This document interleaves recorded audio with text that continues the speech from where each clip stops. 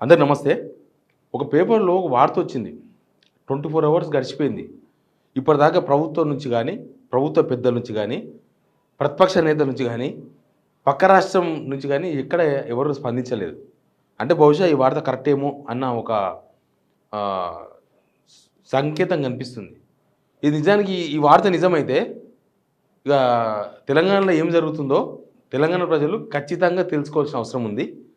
నేను చెప్తా ఆ వార్త ఏందో. ఇప్పటివరకు కనీవినీ ఎరుగని వ్యవహారం ఇది. కనివిరిగిన ఆఫర్ అన్నట్టు. ఇప్పుడు తెలంగాణ ఇంటెలిజెన్స్‌లో నమ్ముతలేరంట ప్రభుత్వంలో ఉన్నవాళ్ళు. పక్క రాష్ట్రం వోళ్ళొచ్చి హైదరాబాద్‌లో తిష్టేసిర్రట. ఏపీ వోళ్ళు, కర్ణాటక వోళ్ళొచ్చి హైదరాబాద్‌లో తిష్టేసి వాళ్ళు ఇక్కడ ఏం చేస్తున్నారు అనేది వార్త సారాంశం. మరి అంత జరుగుతుంటే ఇక్కడ ఏం జరుగుతున్నట్టు తెలంగాణ నాయకత్వం ఏంది? తెలంగాణ నాయకత్వం మీద ఇంత దారుణమైన వ్యవహారం నడుస్తుందా? ఈ అన్ని విషయాల మీద నేను ప్రజలకు ఒక వార్త చెప్పాలనుకుంటున్నా. వార్త నచ్చితే, నేను చెప్పే స్టైల్ నచ్చితే ఖచ్చితంగా సబ్స్క్రైబ్ చేయండి.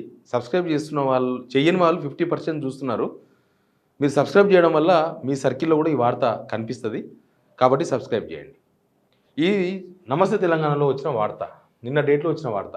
తెలంగాణలో పాగా పొరుగు నిఘా, పక్క రాష్ట్రాల నిఘా ఏజెన్సీల గుప్పిట్లో హైదరాబాద్. కీలక ప్రాంతాల్లో కర్ణాటక, ఏపీ ఇంటెలిజెన్స్ వర్గాల డేగా కన్ను. నేతల రోజువారీ కార్యక్రమాల వివరాలు స్వరాష్ట్రాలకు చేరవేత. కర్ణాటక నుంచి ఢిల్లీలోని కాంగ్రెస్ అధిష్టానానికి నివేదికలు, అమరావతి నుంచి కేంద్ర ప్రభుత్వానికి చేరుతున్న సమాచారం. దీన్ని మన భాషలో మాట్లాడుకుంటే, 2 రాష్ట్రాలకు సంబంధించిన ఇంటెలిజెన్స్ ఆఫీసర్స్, పోలీస్ ఆఫీసర్స్ హైదరాబాద్లో తిష్టేసారు. హైదరాబాద్లో ఉండి 2 రాష్ట్రాల వాళ్ళు, ఏపీకి సంబంధించిన ఇంటెలిజెన్స్ ఏమో ఇక్కడ ఏం చేస్తుందంటే రేవంత్ రెడ్డిని కాపాడే ప్రయత్నాలు చేస్తుంది. రేవంత్ రెడ్డికి ఎప్పటికప్పుడు రిపోర్ట్లు ఇస్తుందట. ఏమని? మీ సొంత పార్టీలో ఆయనకు వ్యతిరేకంగా ఎవరేం చేస్తున్నారు. బహుశా ఈ మధ్య ఫోన్ ట్యాపింగ్ వ్యవహారం తెర మీదకి వచ్చింది. ఓ మినిస్టర్ ఇంకో మినిస్టర్ మాట్లాడుకుంటే ఫోన్ ట్యాప్ అయిందని. బహుశా ఏపీ వాళ్ళతో ఫోన్ ట్యాపింగ్ చేపిస్తున్నారేమో. ఎందుకంటే బట్టి విక్రమార్క నో మేము ఫోన్ ట్యాప్ చేస్తలేమన్నాడు. తెలంగాణ ఇంటెలిజెన్స్ వాళ్ళు చేస్తే తెలుస్తుందేమో. ఏపీ ఇంటెలిజెన్స్ వాళ్ళతో చేపిస్తే తెలియదు కదా. అది ఓన్లీ రేవంత్ రెడ్డికి మాత్రమే రిపోర్ట్ ఇస్తున్నారంట. ఏపీ ఇంటెలిజెన్స్ వాళ్ళు రేవంత్ రెడ్డి సీటుకు ఎసరు పెట్టే వాళ్ళు ఎవరు, రేవంత్ రెడ్డికి ఇబ్బంది కలిగించే అంశాలు ఎవరేం చేస్తున్నారు, టీవీ ఛానల్స్ వాళ్ళు ఏం చేస్తున్నారు, సోషల్ మీడియాలో రేవంత్ రెడ్డికి వ్యతిరేకంగా ఏం వార్తలు వస్తున్నాయి, రేవంత్ రెడ్డి విషయంలో ఆఫీసర్స్ ఏం చేస్తున్నారు, ఐఏఎస్లు ఐపీఎస్లు, అసలు ఎక్కడెక్కడ రేవంత్ రెడ్డికి ప్రమాదంలోకి నెట్టే వ్యవహారాలు నడుస్తున్నాయనే విషయం పైన ఏపీ ఇంటెలిజెన్స్ ఆఫీస్ వాళ్ళు, ఇంటెలిజెన్స్ ఆఫీసర్స్ అంతా ఇక్కడ నిఘా పెట్టి ఇక్కడ మొత్తం వ్యవహారం చేస్తున్నారంట. అంటే బహుశా దీనిలో బీఆర్ఎస్, బీజేపీ, ఇంకా ఎవరెవరు ఫోన్లు లేకపోతే ఎవరెవరి మీద నిఘా పెట్టినరో తెలియదు వాళ్ళ మీద. ఎందుకంటే రేవంత్ రెడ్డికి ప్రమాదం కలిగించే అన్ని అంశాల మీద బనకచర్లను ఎవరు వ్యతిరేకిస్తున్నారు, బనకచర్ల వ్యతిరేకించే వారి వెనుక ఎవరున్నారు, ఎందుకు వ్యతిరేకిస్తున్నారు. బహుశా మనం మొన్న ఒకటి రౌండ్ టేబుల్ మీటింగ్ పెట్టినాం బనకచర్ల మీద సోమాజిలో ప్రెస్ క్లబ్లో. దానిలో ఒక పిలువని అతిథి ఒక ఆయన కూర్చున్నాడు. ఆయన ఎవరో నేను కూడా అడగలేదు, కానీ లాస్ట్ మినిట్ ఎవరు కూర్చున్నాడు, వచ్చిన గెస్టులకు మధ్యలో కూర్చున్నాడు. ఆయన మైక్ కూడా అడగలేదు. నాకు తర్వాత వీడియో చూసినాక ఈయన ఎవరు అని అనుమానం వచ్చింది, బట్ నేను గుర్తించలేదు. ఆయన తర్వాత పోలీస్ ఆఫీసర్ అనే కనిపించిండు. ఆయన ఎవరో ఇప్పటిదాకా కూడా తెలియదు నాకు. దానిలో ఆ వీడియోలో ఉంటాడు మధ్యలో బ్లాక్లో.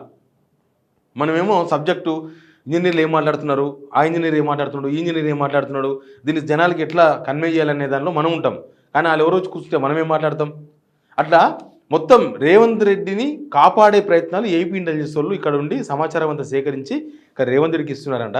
తర్వాత ఏపీ ప్రభుత్వానికి కూడా ఇస్తున్నారంట. ఏపీ ప్రభుత్వానికి ఇస్తే ఏపీ ప్రభుత్వం నుంచి సెంట్రల్ బీజేపీకి పోతుందంట, సెంట్రల్ బీజేపీకి. తర్వాత అదే ఏపీ ఇంటెలిజెన్స్ ఆఫీసర్లు ఇక్కడున్న కొంతమంది బీజేపీ వాళ్ళకు కూడా ఇస్తారంట. యాక్చువల్గా సెంట్రల్ ఐబీ ఉంటుంది, ఇక్కడ సెంట్రల్ ఇంటెలిజెన్స్ బ్యూరో ఉంటుంది. కానీ వాళ్ళకన్నా వీళ్ళు ఎక్కువ సంఖ్యలో ఉన్నారేమో, లేకపోతే వాళ్ళ సమాచారం కన్నా వీళ్ళు ఇచ్చే సమాచారం ఇప్పుడు సెంట్రల్ ఇంటెలిజెన్స్ వారు తెలిస్తే ఎట్లుంటుందంటే వాళ్ళు కొన్ని లిమిటెడ్ మీద కాన్సన్ట్రేషన్ చేస్తారు. సెంట్రల్ ఇంటెలిజెన్స్ వాళ్ళు ఏం చేస్తారంటే ఎక్కువ దేశద్రోహం, దేశానికి ఎవరైనా ద్రోహం చేసే ప్రయత్నాలు చేస్తున్నారా, లేకపోతే ఏమైనా మోడీకి ఏమైనా డేంజర్ చేసే ప్రయత్నాలు చేస్తున్నారా, సెంట్రల్ గవర్నమెంట్కి అగెనిస్ట్ ఎవరైనా చేస్తున్నారా, దాని మీద కాన్సన్ట్రేషన్ చేస్తారు. ప్రాంతీయ వ్యవహారాల మీద పెద్ద కాన్సన్ట్రేషన్ చేయరు. అయితే ఇప్పుడు ఏపీ ఇంటెలిజెన్స్ వాళ్ళు ఏం చేస్తున్నారు, ఇక్కడ రేవంత్ రెడ్డిని కాపాడే ప్రయత్నాలు, రేవంత్ రెడ్డికి ప్రమాదంగా మారిన వాళ్ళ వ్యవహారాలు, అసలు చంద్రబాబును వ్యతిరేకించిన వాళ్ళు, వాళ్ళ వ్యవహారాలంతా కూడా ఏపీ నిఘా వాళ్ళు చేస్తున్నారట. ఇక్కడ ఆ వార్త సారాంశం అదే. ఏపీ అధికార పార్టీకి అంటే అక్కడ ఉన్న చంద్రబాబు నాయుడుకో వాళ్ళకు, చంద్రబాబు నాయుడుకి ఉంటుంది, ఇస్తున్నారంట. అక్కడి నుంచి సెంట్రల్ బీజేపీ కూడా పోతున్నాయట మళ్ళీ. మొదలే రేవంత్ రెడ్డి గారికి ఇక్కడ బీజేపీతో మంచి సంబంధాలు ఉన్నాయి, ఢిల్లీలో మంచి సంబంధాలు ఉన్నాయని చెప్పి ఆ అధిష్టానం ఏమో ఆయన దూరం దూరం పెట్టింది. ఇక్కడనేమో ఈ వ్యవహారం నడుస్తుంది. రేవంత్ రెడ్డిని కాపాడే ప్రయత్నాలు. బహుశా పార్టీ అసలైన కాంగ్రెస్ వాళ్ళు ఉన్నారు కదా, మంత్రులు ఉన్నారు, లేకపోతే ఎమ్మెల్యేలు ఉన్నారు, ఎమ్మెల్యేల మీద కూడా నిఘా. అట్లా ఏపీ టీడీపీ వాళ్ళు పనిచేస్తున్నారు, ఏపీ ఇంటెలిజెన్స్ వాళ్ళు పనిచేస్తున్నారు. ఇంకా కర్ణాటక ఇంటెలిజెన్స్ ఉన్నారంట ఇక్కడ. మళ్ళా కర్ణాటక గవర్నమెంట్ కాంగ్రెసే కదా, ఆ ఇంటెలిజెన్స్ ఇక్కడ ఉండి అసలు రేవంత్ రెడ్డి ఏం చేస్తున్నాడు, రేవంత్ రెడ్డి కాంగ్రెస్ని బొందబెట్టే ప్రయత్నాలు ఎట్లా నడుస్తున్నాయి, ఇక్కడ రేవంత్ రెడ్డి ప్రభుత్వం మీద జనమేమనుకుంటున్నారు, మిగతా మంత్రులు ఏం చేస్తున్నారు, దోపిడీ ఏం చేస్తున్నారు, వీళ్ళ పథకాలు ఏంది, వీళ్ళ ప్లాన్లు ఏంది, ముఖ్యంగా గాంధీ ఘాట్ సుందరీకరణ అని పెట్టుకున్నారు. గుర్తుందా రేవంత్ రెడ్డి గారు? మూసీ ప్రక్షాళన, మూసీ సుందరీకరణ, మూసీ బ్యూటిఫికేషన్, ఇల్లు కూడా కొడతా. అక్కడ నుంచి ఇప్పుడు ఎక్కడ పోయిందంటే మూసీ అక్కడ బాబు ఘాట్ మొత్తం మేము పెద్ద ఒక సందర్శన స్థలం చేస్తాం, దాన్ని ఒక డెవలప్ చేస్తామని చెప్పి పెట్టుకున్నారు దుకాణం. దీని మీద హైకమాండ్కి అనుమానం ఉందంట. ఏమనుమానం ఉందంట అంటే, ఇప్పుడు బీజేపీ వాళ్ళు Sardar Vallabhbhai Patel equity of statue పెట్టుకున్నారు కదా, అది వాళ్ళు ఓన్ చేసుకున్నారు. కాంగ్రెస్ వాళ్ళ స్టైల్లో వాళ్ళు కాంగ్రెస్ వాళ్ళు ఏమైనా ఓన్ చేసుకోవాలనుకుంటే ఇందిరాగాంధో రాజీవ్ గాంధో ఆ స్టైల్ వాళ్ళది, గాంధీ తాత కాదు. అయితే ఇక్కడ రేవంత్ రెడ్డి గాంధీ తాతని తీసుకున్నాడు. అంటే సేమ్ బీజేపీ అక్కడ ఎట్లా ఓన్ చేసుకున్నదో ఇక్కడ రేవంత్ రెడ్డి వ్యక్తిగతంగా రేవంత్ రెడ్డి తనకు లబ్ధి చేకూరే విధంగా రేపు తనకు ప్లస్ అయ్యే విధంగా గాంధీ ఘాట్ పెట్టుకున్నాడా అనే అనుమానాలు ఉన్నాయి ఢిల్లీలో. దాని మీద కర్ణాటక ఇంటెలిజెన్స్ వాళ్ళు ఆరాధిస్తున్నారట ఢిల్లీ, ఇక్కడ హైదరాబాద్లో ఉండి. ప్లస్ రేవంత్ రెడ్డి చుట్టూ ఉన్న వాళ్ళు ఏం చేస్తున్నారు, వాళ్ళ బ్రదర్స్ ఏం చేస్తున్నారు, రేవంత్ రెడ్డి చుట్టాలు ఏం చేస్తున్నారు, రేవంత్ రెడ్డి ఎంబడి తిరుగుతున్న మంత్రులు ఏం చేస్తున్నారు, రేవంత్ రెడ్డి ఎంబడి తిరుగుతున్న ఎమ్మెల్యేలు ఏం చేస్తున్నారు, ఇక్కడ ఉన్న ఎమ్మెల్యేలు అధిష్టానానికి ఏమైనా డోకా చేసే ప్రయత్నాలు చేస్తున్నారా, రేవంత్ రెడ్డి డోకా చేసే ప్రయత్నాలు ఏం నడుస్తున్నాయి, ఇక్కడ మినిస్టర్స్ వ్యవహారం ఏంది, రేవంత్ రెడ్డితో అండగాగి వాళ్ళు కూడా అదే పనిలో ఉన్నారా, నింపుకునే పనిలో ఉన్నారా, లేకపోతే కాంగ్రెస్ను బతికిచ్చే పనిలో ఉన్నారా, ఇట్లాంటి వ్యవహారాలంతా కూడా కర్ణాటక ఇంటెలిజెన్స్ వాళ్ళు చేస్తున్నారంట. అసలు ఏంది ఇది? మన తెలంగాణ ఏంది, మన హైదరాబాద్ ఏంది, పక్క రాష్ట్రాలు వచ్చి ఇక్కడ వ్యవహారం నడిపించడం ఏంది? ఇక్కడ ఈ రెండు విషయాలను చూసిన తర్వాత రేవంత్ రెడ్డిని కాపాడే ప్రయత్నాలేమో ఏపీ ఇంటెలిజెన్స్ చేస్తుంది, రేవంత్ రెడ్డి బొక్కలు వెతికే పనేమో కర్ణాటక ఇంటెలిజెన్స్ చేస్తుంది అధిష్టానం తరఫున. ఇక్కడ ఏమైంది మెయిన్గా అంటే రేవంత్ రెడ్డి ప్రజల విశ్వాసం కోల్పోయారు, ముఖ్యంగా ప్రజల విశ్వాసం పోయింది.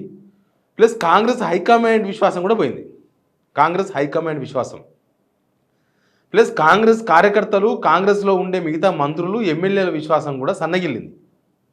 అధిష్టానంతో దూరం కావడం కానీ, రాహుల్ గాంధీ పట్టించుకోకపోవడం కానీ, కాంగ్రెస్కు నష్టం చేసే ప్రయత్నాలు చేస్తుండడం కానీ, బీజేపీతో అంటగాగుతుండడం కానీ, అదానీ లాంటి వాళ్ళకి సపోర్ట్ చేస్తుండడం కానీ, ఇవన్నీ విషయాలతోన ఈ వ్యవహారాలను కూడా జరిగినాయి.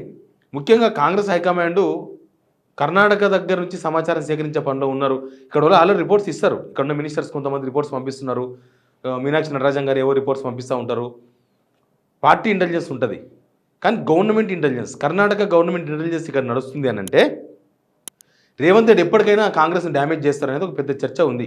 ఎప్పటికైనా కాంగ్రెస్ను చేసి బంగాళాఖాతాన కలిపి రేవంత్ రెడ్డి తన దాన్ని చూసుకుంటాడు, దాన్ని బీజేపీలోకి పోతాడని కొంత, బీజేపీతో ఒక అంటగాగుతూ ఒక పార్టీ పెడతాడని కొంత, ఇట్లా రకరకాల చర్చలు ఉన్నాయి.